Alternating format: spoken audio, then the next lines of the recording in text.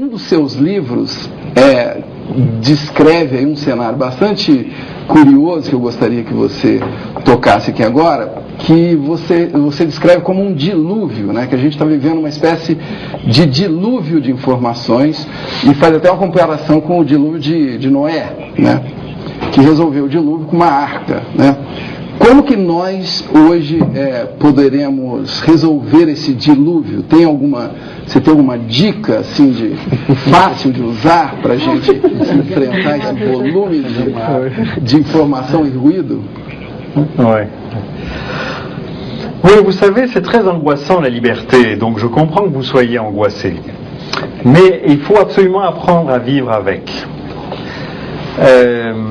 Bon, dans le livre qui s'appelle Cyberculture, je dis devant le déluge d'informations qui nous submerge, on peut être tenté de dire bon bah on va essayer de sauver l'essentiel, comme Noé a mis tous les animaux, un exemplaire de tous les animaux dans l'arche, et au fond dans l'arche de Noé, il y avait une espèce de résumé de l'ensemble des animaux qui allaient disparaître.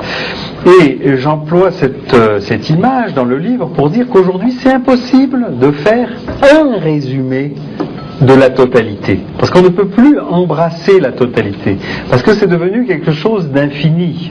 Et même si à un moment donné on pouvait l'encercler, disons le moment d'après ça serait déjà quelque chose de différent, donc tout ce travail aurait été vain.